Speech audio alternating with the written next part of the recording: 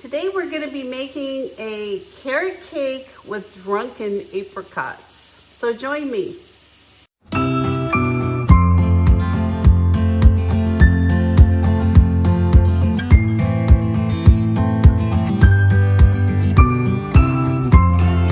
So these are my drunken apricots. I've had these in the refrigerator since I think it was the 1st of June, and they're very tasty.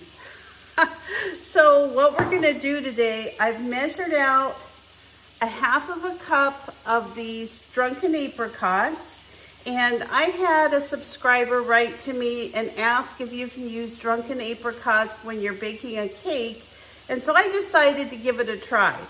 So since I'm just cooking for myself, I'm actually gonna cut this cake recipe in half. But when you make yours, unless you're cutting it in half, if you're making the full recipe, just follow the directions on the back of the box.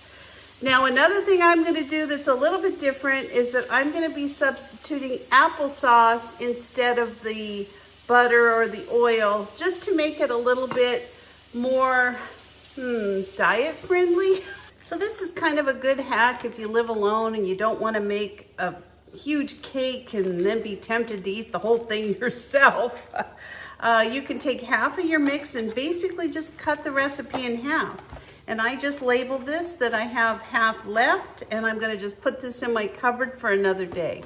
So anyway, what we're gonna do next is really simple, and I think you're really gonna enjoy this cake.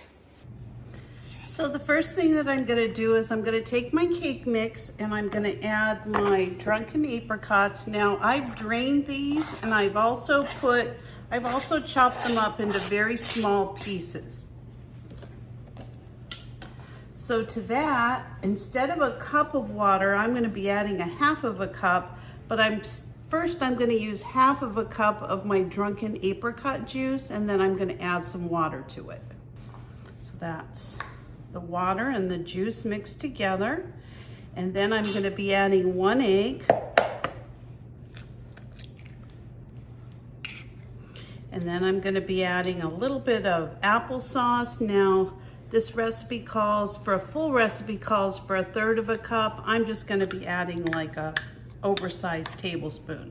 Now I'm gonna stir this up and see the texture, how it looks, because I have changed some things.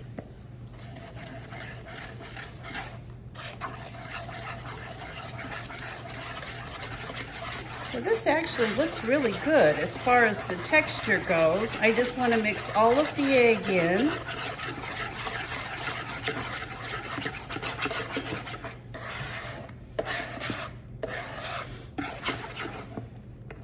Just like so.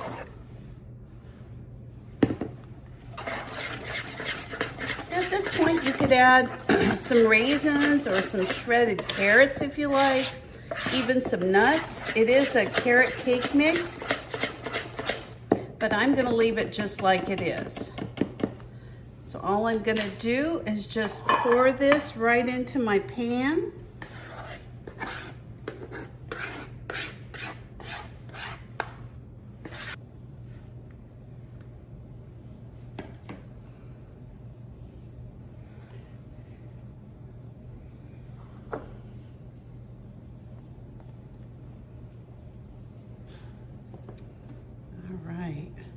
Now this pan has been sprayed with some cooking spray, and I'm just gonna put it in a preheated oven at 350 degrees.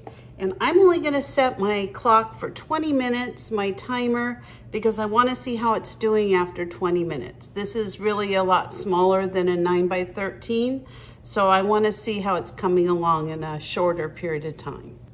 So here we go, all done, and it looks like it came out really, really, really nice. So all I'm gonna do is just cut these into some little squares so they're kind of pre-measured.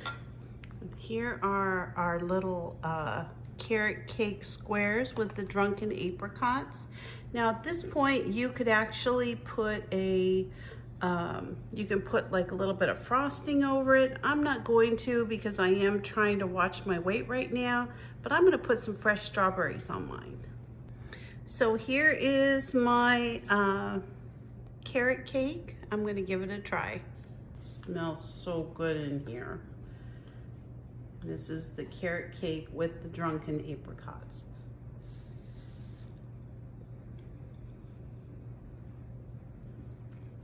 Oh my gosh. Oh, that has such a different flavor. Using the apricots, it's just delicious. I better have another bite just to make sure that my taste buds weren't tricking me.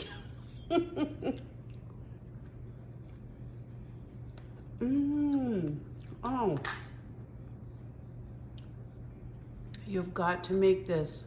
It's so good. Now, I suspect you could use any kind of cake mix. You could use a white cake, a yellow cake, a spice cake, anything. And also I think these drunken apricots would also be really good in cobbler. So thank you for joining me today. If you like this content, if you enjoyed this video, please give me a like, give me a thumbs up, and consider subscribing to my channel. I'd really love to have you as part of the Homestead Patch family.